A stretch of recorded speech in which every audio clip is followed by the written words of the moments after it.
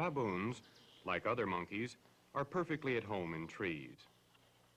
They find safety there during the day, if they must, and they sleep in trees at night, when most predators are abroad and hunting actively.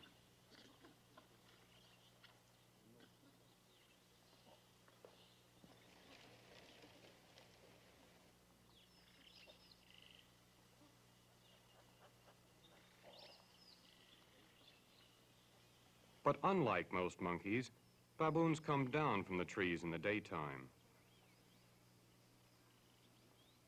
On the ground, they hunt for food, often moving a mile or more from the safety of the trees.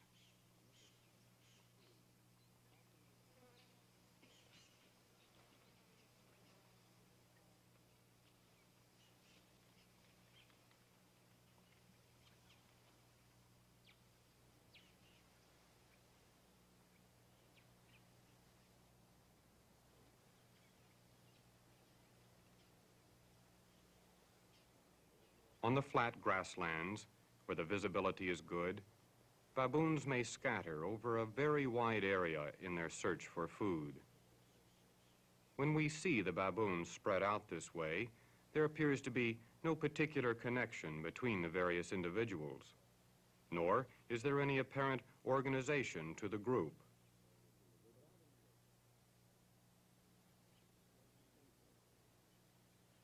But out in the open, baboons are always alert to any new sound or sudden movement. Away from trees, they are subject to attack by predators. The predators they are most likely to meet are the big cats, cheetahs, leopards, and lions. Cheetahs hunt on the open plains, where visibility is best. So the predator baboons are most likely to meet during the day is the cheetah.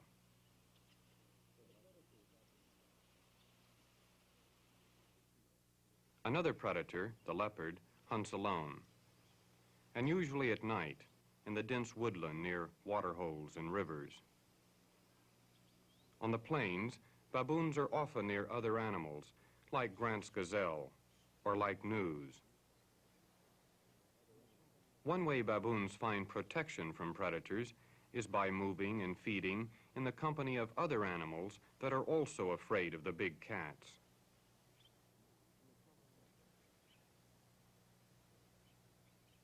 The baboons in the gnus have discovered a leopard hiding in the grass.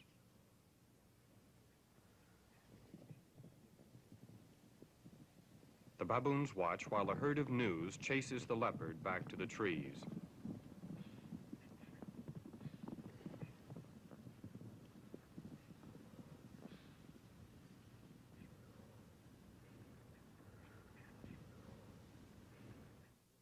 The largest of the big cats is the lion. Lions hunt on the plains and in the woodland as well. On the open grassland, a lion is easily seen and avoided. But in the tall grass and bushes near waterholes, a lion may take the baboons by surprise. In these danger areas, baboons associate with many other animals, but especially with impala gazelle. Baboons have excellent vision, but only fair hearing and a poor sense of smell. On the other hand, gazelles have excellent hearing and a keen sense of smell, but poor eyesight. So if any animal in this mixed group sees, hears, or smells a predator, it sounds a warning, and all the animals react quickly.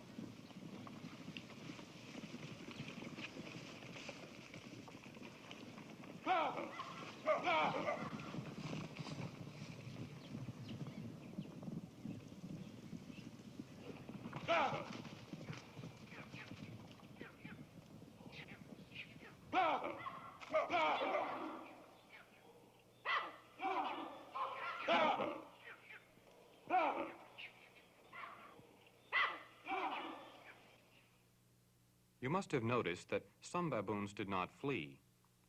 These are the adult males who have stayed to face a predator. Of course, here the baboons are near trees. But out on the open plains, the fighting ability of these adult males is the only protection this troop has. The strength and fighting ability of the adult male baboon is formidable.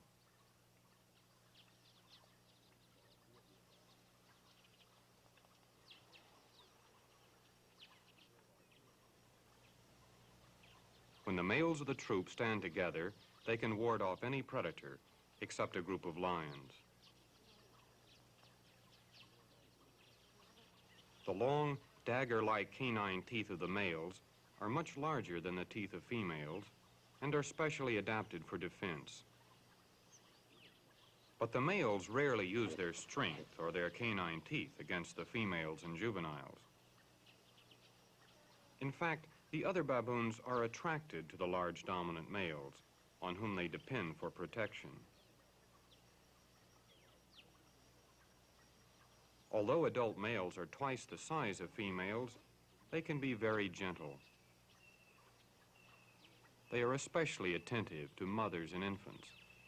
And when the troop is resting, we always find the mothers with infants near the big males. So it's no surprise that the other troop members gather around the protective adult males. In a sense, the males, particularly the large dominant males, keep the troop together.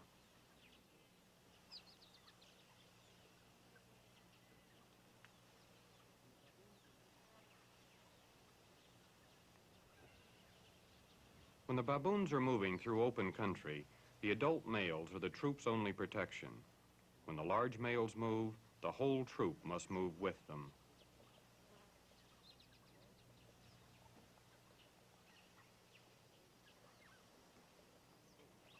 But staying near adult males is not the only reason baboons live together in troops. In a troop at rest, you see many clusters of animals sitting quietly and grooming. In the center of these grooming clusters are females, especially females with infants, and old females. This adult male grooming the old female may well be her grown son. Many of the juveniles and adults who gather in grooming clusters around an old female are her offspring.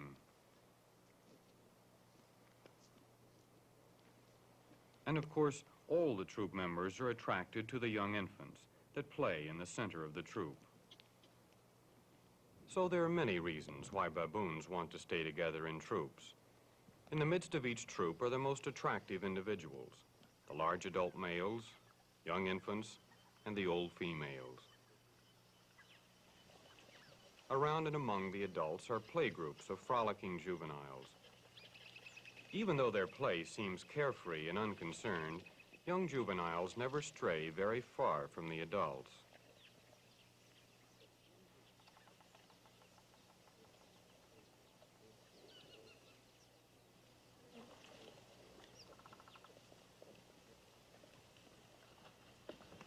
Older juveniles are bolder and more independent. Their play is more vigorous, and the males especially begin to take their play fighting seriously.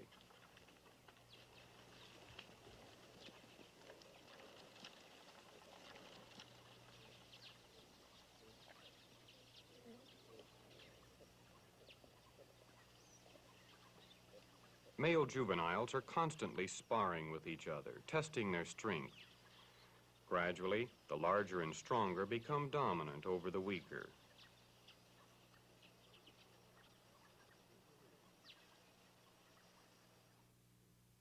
Here are the troop members we've been seeing, arranged in the order of dominance of the troop. Most dominant at the top, least dominant at the bottom. The males are dominant over all the females and young animals. The females are dominant over the juveniles and infants, and the juveniles over the infants. Notice that within each group, there is also an order of dominance. This female is dominant over the other three, this one over the other two, and so on. In the same way, this is the most dominant juvenile.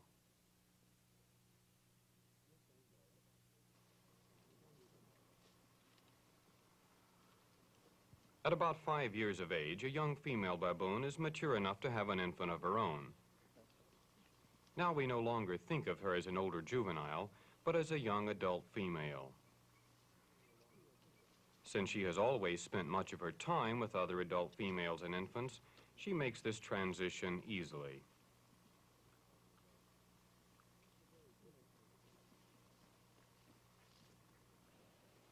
But things are very different for the older juvenile male.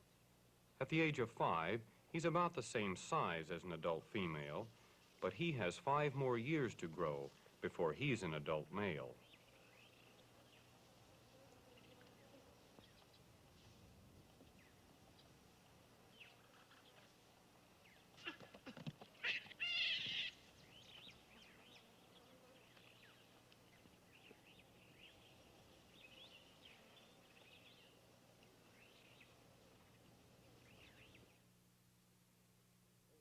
During these early years of growth, we call the young male a subadult.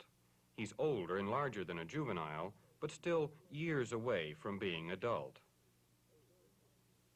You can see why his situation in the dominance order of the troop is very different from the females. As he grows older and larger, the subadult male must make his way up through the female group until finally he is a young adult male, dominant now over all the females, but still not able to compete with the larger and older adult males. What does it mean to say one baboon is dominant over another?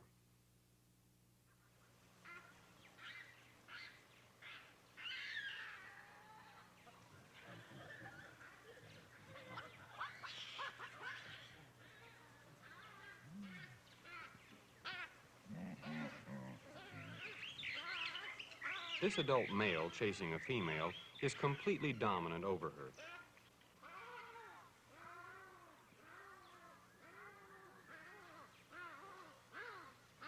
Such long chases are rare, but when they occur, they reveal dominance between two baboons very clearly.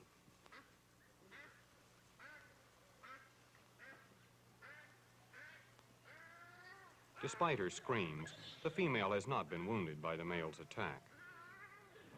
For one baboon to be able to dominate another means that he can win in a fight, if he must. But dominance is not just fighting. In fact, we usually see dominance like this. This juvenile is searching through a pile of elephant droppings, looking for grubs and tender young plants. But he quickly moves aside as a subadult male walks up and takes over. Without any chase or threat, the subadult has displaced the juvenile. The subadult is clearly the dominant individual.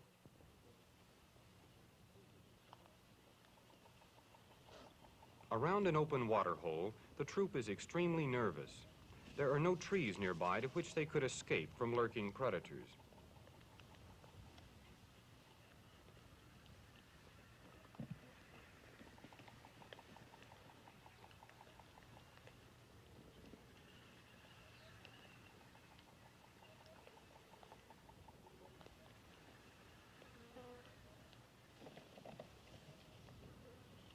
In this tense situation, each baboon wants to drink quickly and leave, and we see the more dominant ones taking the best drinking places.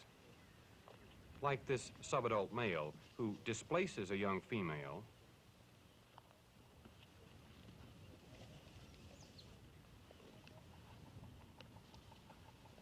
but a young juvenile fails to displace her.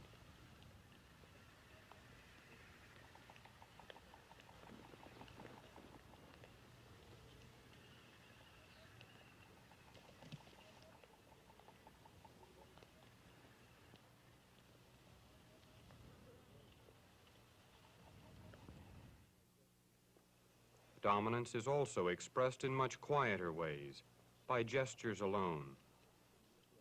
As the troop members pass this large adult male, each pauses to exchange gestures, gestures which show the male's dominant position over them.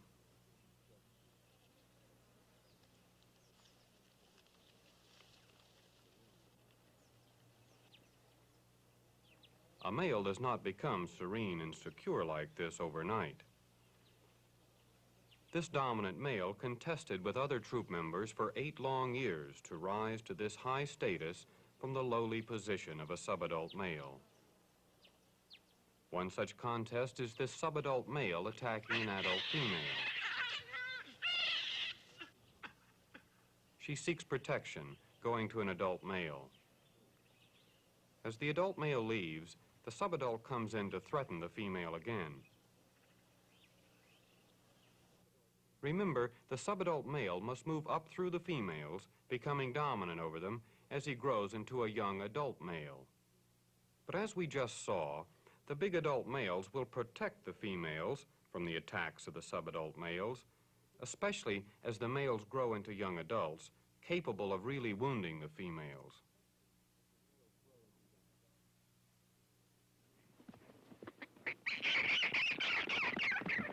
A young adult male is vigorously chasing an adult female.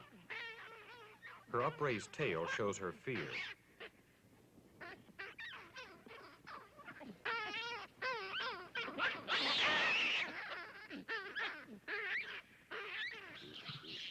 Now he's attacking a female with an infant. But he moves quickly off as a large adult male comes in to protect the mother.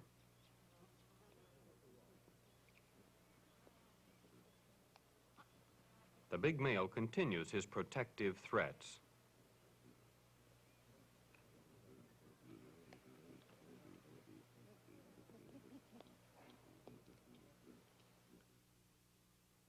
Of course, the young adult male eventually becomes dominant over all the females. But in the process, the young male has frequently shattered the calm of the troop and disturbed the dominance order. This young male is far from the center of the troop.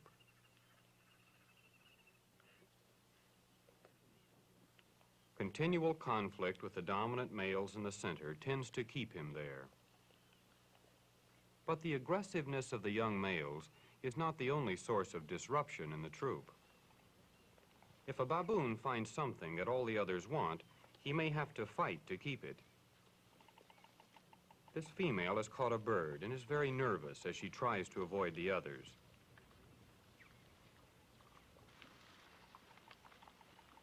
But it turned out that an adult male got most of it anyway.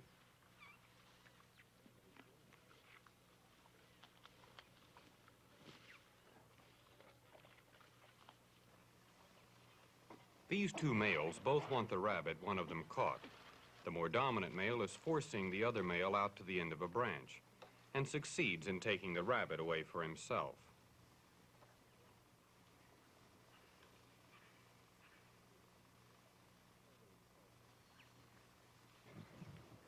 Chasing and fighting are not always caused by pressures from within the group. These baboons are tense after escaping from a lion.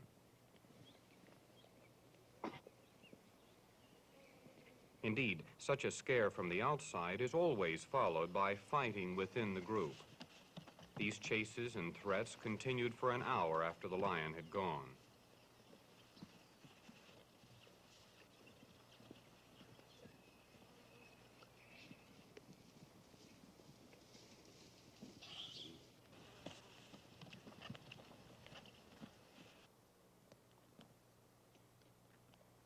At such times, the dominance order in the troop is very obvious. The more dominant chase the less dominant, and these in turn chase others in a sort of chain reaction.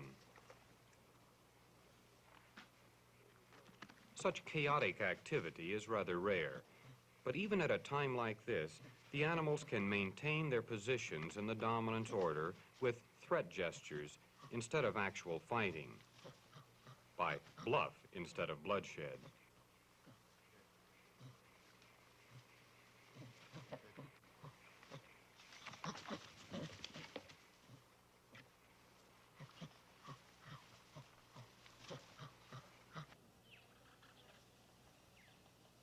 These three adult males are under tension, and they are releasing this tension by gestures.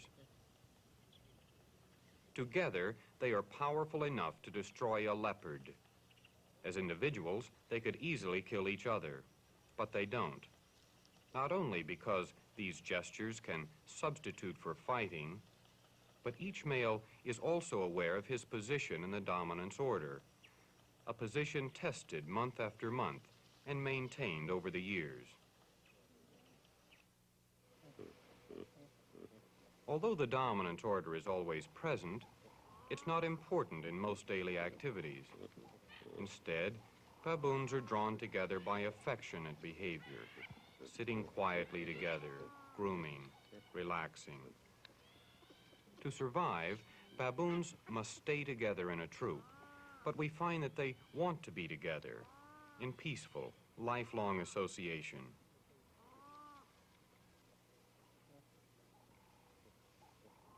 Going to the sleeping trees in the evening, the troop is tense. This is the time when they may meet their most dangerous predator, the leopard. As they move toward the trees, we can see the structure of the troop most clearly. Dominant males in the center, young juveniles and mothers with infants around them.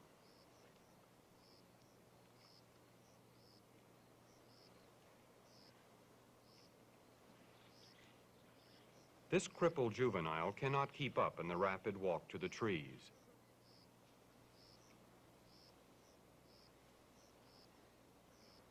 It will soon be dark, and the baboons must reach the safety of the trees.